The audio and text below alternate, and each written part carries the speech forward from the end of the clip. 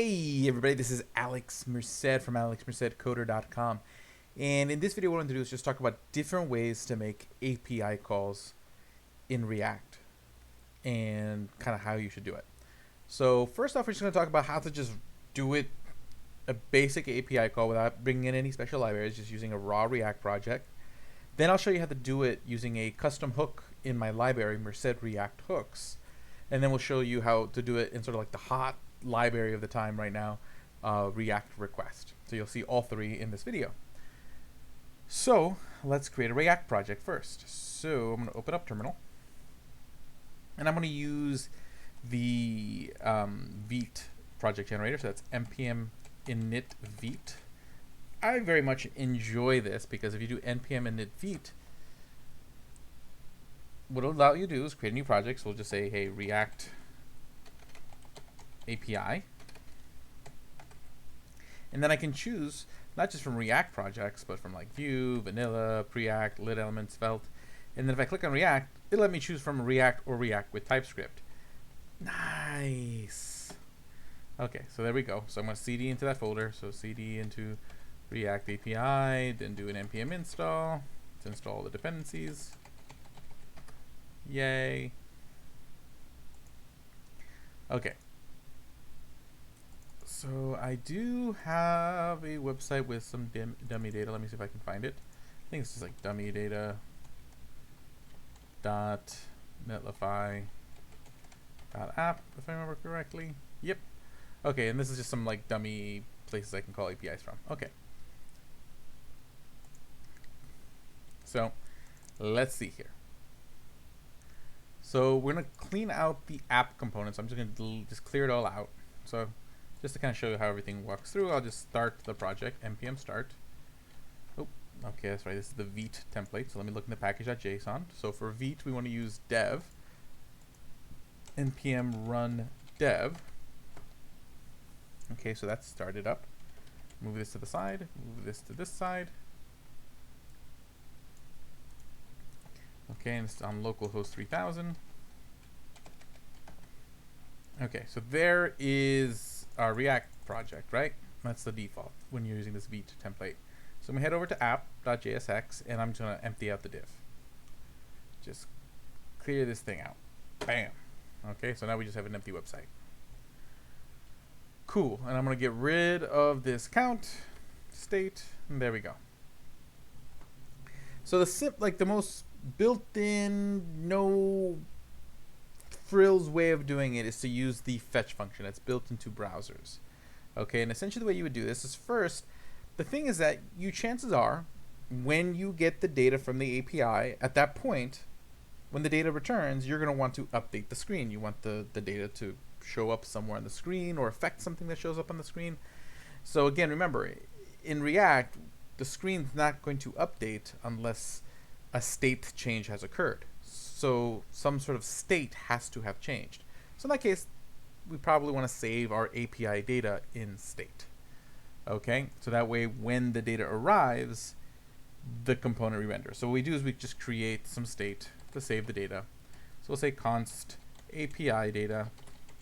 And if you're not familiar with how to create state in React, then I recommend watching my intro to React videos first, because then it's not at this point yet.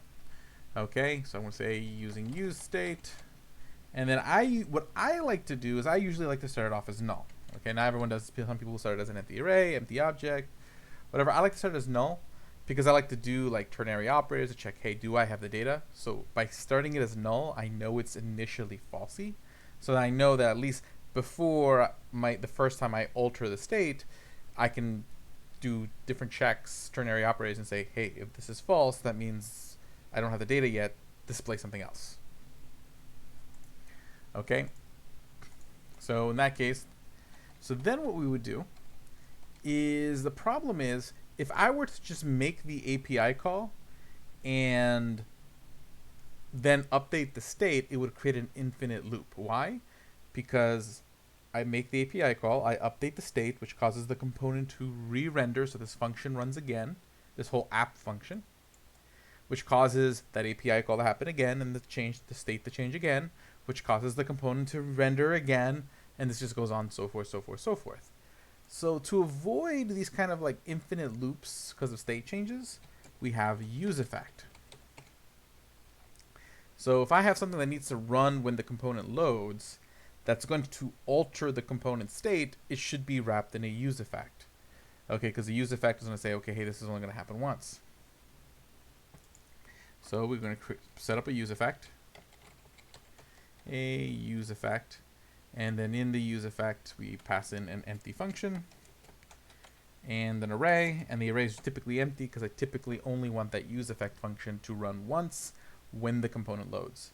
If I needed it to run at other times, I would put things in that array, and when those things in the array change, that would trigger another run of the function. But all I really care about is, hey, an API call happens when this component loads. So this setup works fine for me. Okay, and again, remember, you gotta make sure you import that useEffect from React. So I would just do a standard fetch. So I would just say, hey, fetch. Okay, now fetch, first argument it's going to take is the URL. Okay. So in that case, we're going to call this Mario Brothers data. Okay. And then the second argument it takes would be like how you can customize a request. Like usually you don't need to do it for just a basic GET request, but I'm going to do that anyways just to kind of show you what it would look like. So I'm making a GET request, but I mean, if this was like a post, I could also include like the body here. The body, you know, whatever. Headers. Okay. There's all sorts of different like other additional properties we can pass here to give details about a request. So like if we're talking about like authorization, different types of headers like authorization or other special headers depending on the API that I might need to include, I would just put them in that headers object. If I need to like send data to post like a new item, I would stringify an object and put it in my body, etc. And again, if you followed any of my builds, my React builds, you've probably seen me do this plenty of times. Okay, but that does the job. Okay, but now here's the thing. This only makes the API call. But at this point, I should be able to look at my dev tools. If I go back to my Vite app, and I should see that the API call is happening. Okay, let's just see here. Failed to load resource. Okay. I think that's referring to something else. So let's go to our network tab. That's our source of truth for API calls. So if I refresh the page, okay, now what I want to do is look for that URL that I requested, which should be like Mario something. Okay, which is marionos.json. And I'm not seeing it. Okay, I'm not seeing it yet. Ah, there it is, mario1.js. And yes, look, see, it is getting the right data back. So this API call is happening. Okay, now fetch doesn't give us the data like in a usable form. We get a buffer back. So I got to convert that buffer into a JavaScript object. So then we use a .then, because again, whenever you have a function that returns a promise like a fetch, you can't use the data from the promise until the promise resolves. And the only way to know that the promise has resolved is to wrap a function in a .then, because the .then doesn't run until the promise resolves. So I pass a function to the .then. Now, if I have read the documentation for fetch, so I know that when this .then executes after the .fetch, it's going to receive the response from the request. So this fetch makes the request, the response gets passed into this .then, and then what I want to do is return response.json. JSON is a method that takes that buffer and turns it into a JavaScript object. But technically, that's also a method that returns a promise. Well, technically, .then is the function, and .then always returns a promise. So this way you can chain promises together. So essentially what's going to happen is that when that's done and that returns the result of response.json, then I can do another .then. And then technically now in this function, this one's receiving the data that I can actually work with. And then it would be here that we would set the state. Okay, and I go here and I'll use the set state function, set API data, and I would set API data to data.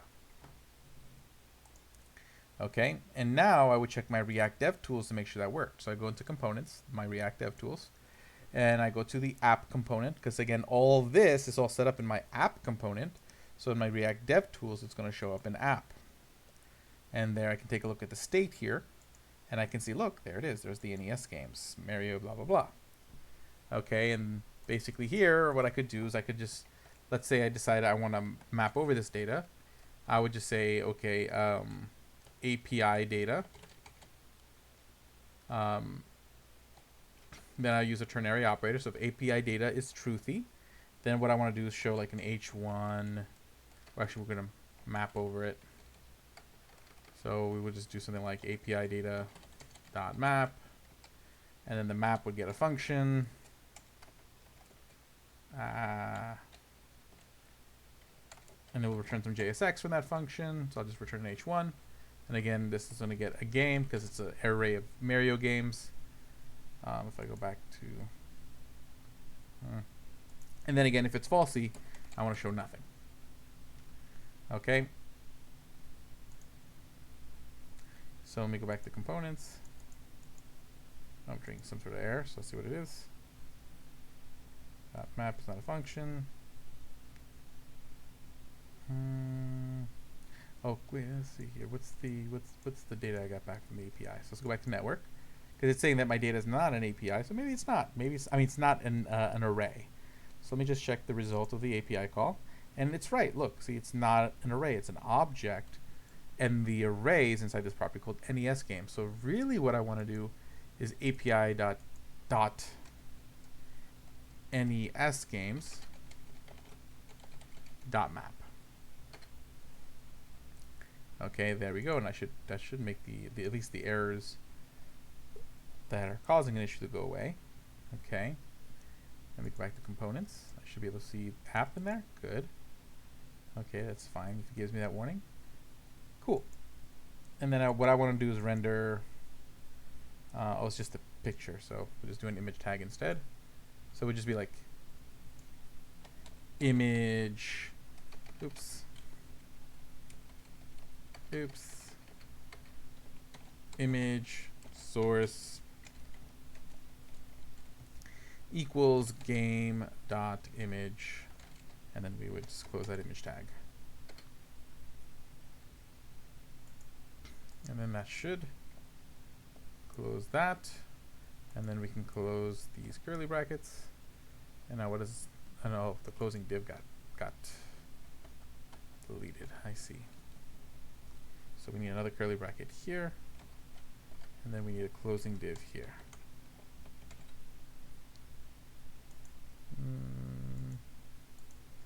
Map. Oh, I think I lost the null too. Colon null. Still not quite happy. Oh, because I need a parenthesis, because there's that closing parenthesis. There we go. Let me just save this so this looks a little bit nicer. Good. So again, the way this reads is if the data is truthy, because again, before I ever actually get the API data, it's going to be null. So if it's null, so basically if it's null on that first render, it's just going to render null. Okay, because again, the way ternary operator works is the question mark, anything before the question mark is the question. After the question mark is what you do if the question is true, and then after the colon is what you do if the question is false. So it'll either render nothing, so watch if I refresh, there's like nothing for like a millisecond, and then the stuff appears. So that's kind of how I would handle that. Now, if I wanted to use something like Axios, I could maybe simplify this code a little bit. Okay. Okay, so let me just kill the server. So I would npm install Axios. And then I would import Axios. So then, see, fetch you don't need to import because fetch is built in. But Axios is a third-party library, but a lot of people like it. So we would import Axios from Axios. Okay, and the only difference here is that I would change this to Axios. And Axios takes everything in one object. So technically, the way this would work is that this would become URL, colon, and then this would be over here. Okay, so let's do that. Okay, so basically URL, and again you could specify method, headers. Big difference in Axios is that if you want to specify like the request body, it's data instead of body. I always make that mistake. I always try to use Axios, and then I usually use fetch, so I put body as the key. So I'll write like body something or other, but it's actually data. Okay, data is the actual property for the request body. But again, I'm making a GET request. There is going to be no request body, so I'm just asking for the data, so that's fine. And in that case, I don't really need this middle dot then, because Axios is just going to give me the data right away.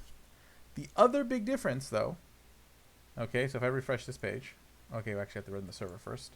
npm run dev. Okay, if I run this again, I'm going to get some errors because of the map. And the reason for that is that technically the data is no longer just data. Axios gives you this object, and the data from the API is actually within that object. So technically the data is data.data. Okay, so see, like that works again. And just to kind of show you, if I go to network, where I can see all my API calls or all the different requests, I go back to the API call here for Mario1.json, or it's actually Mario NES. You can see here that what I got back, that's the data, but that's not what, technically that's what the API call gave us back, but Axios takes some extra steps and packages it into another object. Actually, what I could do is I could console log the object so we can see it. So if I console log data, so you can see what I mean. Where's that? Here we go. So see, like, we get this object. You can see there's all this other stuff like config, headers, request.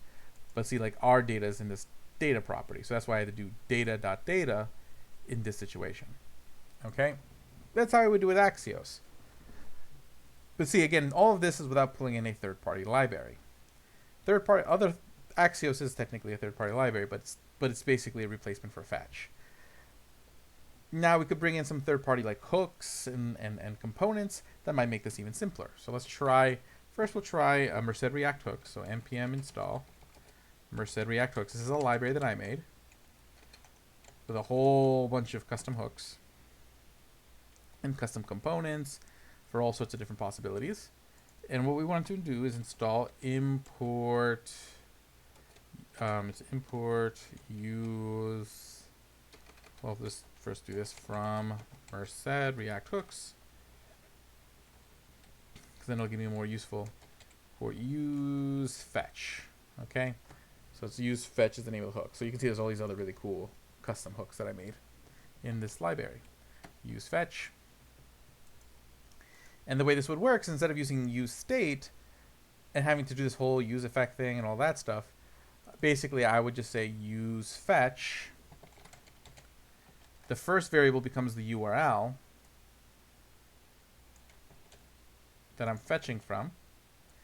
And then the second, it would be just an object with any kind of, if I need to like customize the request, like it's not a GET request. Basically, I'm not doing the default fetch stuff. I can pass in a second argument. But honestly, for this particular API call, I could just use the URL. That's it. So then all that code just becomes this. And instead of set API data, it's refetch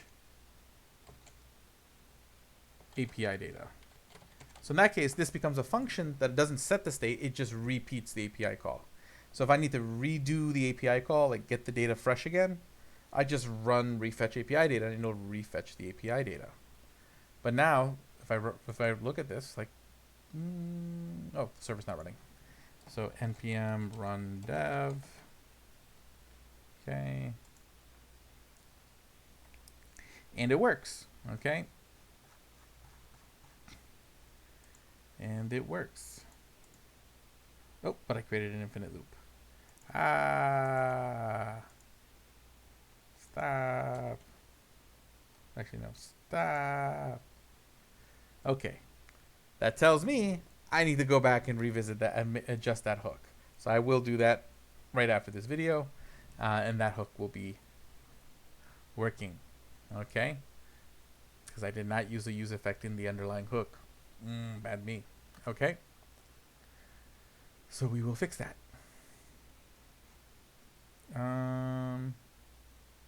Actually, let me try that again. Okay. What do you think about the API data, useFetch, yada yada yada?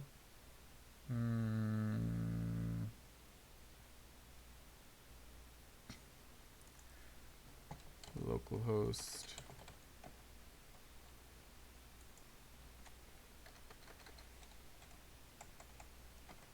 3000.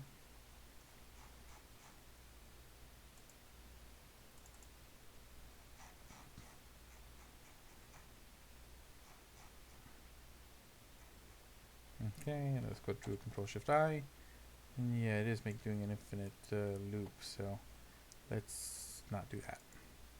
Okay, let's debug that live. Okay, you can watch me fix a library right here. Okay, open folder. Let's go to development. Let's go to my personal stuff, libraries, React libs. Yep, here we go. Merced React hooks.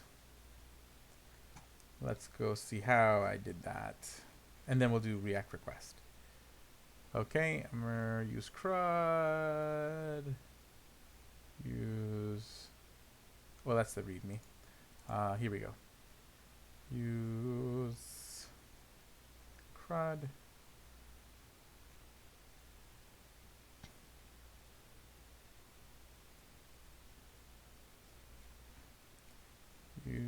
useFetch would probably be for that. Use CRUD is cool because what it does, it gives you a function for like each of the 4 CRUD functionalities. useFetch. Some of the names aren't there. Here we go, useFetch. So let's see how I did this. Okay, we created a state. Okay. Const refetch. I'm probably going to want to use a use state there. Let me think about that. Let's just make a quick adjustment. We'll make this null. Okay. And what we'll do here is we'll just say if state, so if state's falsy, or I could just use the use state. Let me think about that.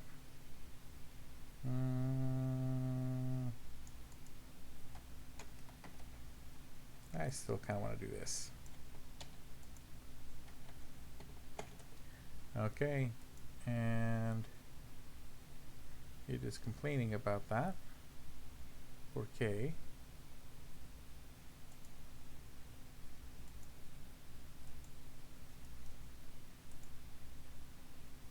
Debug console, where's my errors? Okay, well, alert not being defined, fetch is not defined, place state with state. Oh, it's complaining about this because it has all these like ESLint things on. State with state. Oh no, it wants the other way around. It wants a space on the outside for whatever reason. There we go.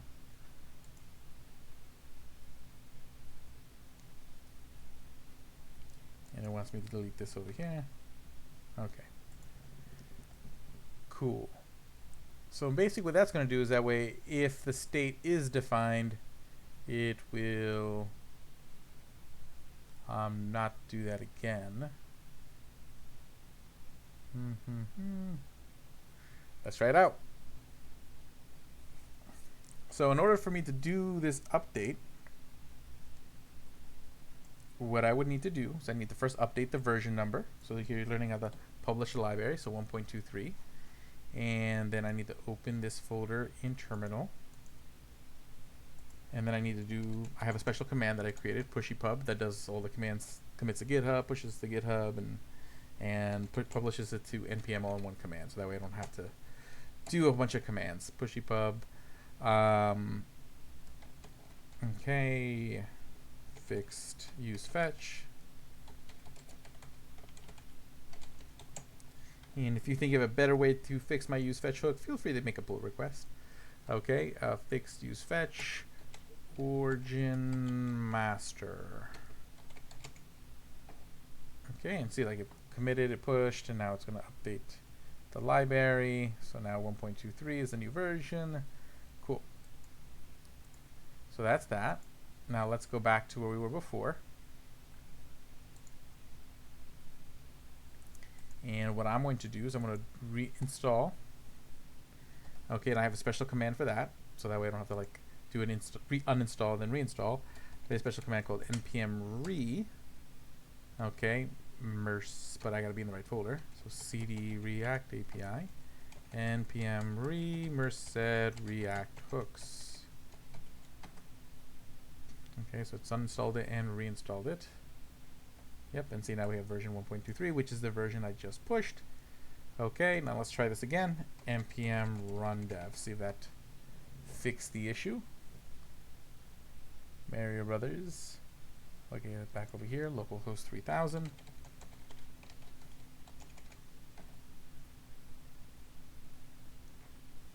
Okay. Well, I created other issues.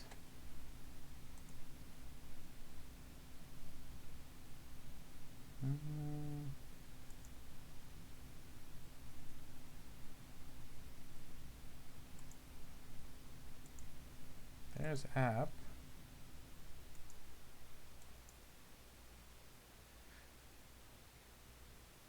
Oh wait, I did that wrong, didn't I? I should have said it if it not state. I did it the opposite way, the way I wanted to do it. Okay, well let's see here. Let's see how quick I can fix that. Merced react hooks. Go back to index.js here. Go back to fetch. Yeah, if not state. Because the idea is I only want to fetch it if I only want to do it that first time when it's null. So there we go. Now again, I gotta change the version number. So I head over to the package.json, change the version number to 0.4. Then I do the pushy pub again, pushy pub. Okay, fixed useFetch origin master. Okay, git commit push, publish goodie, and then I am going to head back to where we were before. CD into the folder, CD into React API, and then do the reinstall of merced react hooks. Yay for custom bash commands, speeding my life up. Okay, and let's try this again. npm run dev. Okay, cool. So the API call worked. Let's just make sure that's not making an infinite amount of calls. Let's go to the network. And good. Oh, it only made 2. So that's good. Okay, I'll see an infinite. Oh, I see 4 calls. Let's see what happens if I refresh the page. Okay, ends up making 4 calls. Okay, I'll have to improve upon that and see what the deal is with that, but won't worry about that now. That's another tool that's available to you. It's fixed now, as you know, so you can use it. But again, basically, it'll make the initial call, and then refetch API data will allow you to remake those calls. But see, it works. Nice. Now for the big one, the main attraction.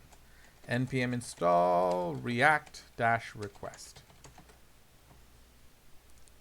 And this one actually I haven't really used yet, but I hear all the rage about it. React request. So the way this would work, okay, let's read the documentation. Okay, so we would import the fetch component from React request. And essentially the way it would work is that instead of all this, I would use this fetch component. And I would pass it the URL, so kind of similar to the hook, except that it goes a little bit further. And then we will put the URL there. So basically I'm saying this component will do the fetch for me. Okay, so URL. And basically, yeah, that's pretty much kind of like the basics for just a basic call. You can put more detail into it. But then what happens is that right here in between, I would then kind of make a component or a function. I would pass a function as a child that's going to return the JSX that I want. Okay, and basically, I would pass in, I would destructure the data from there. Okay, and basically I can do like a situation where if it's like fetching, meaning like while it's fetching. So you can see you can do this pattern here. So let me just go back to app.js. So I would get data fetching failed data. Okay, and then basically what we would do, yeah,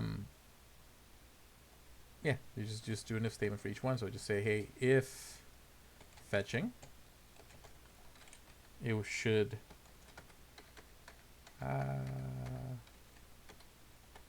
return loading.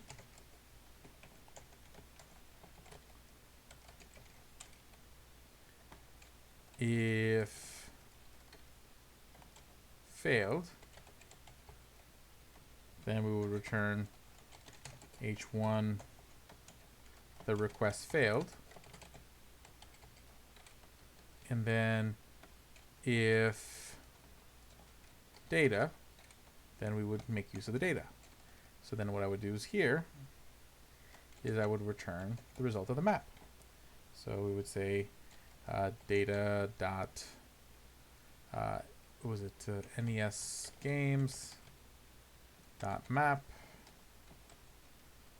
game,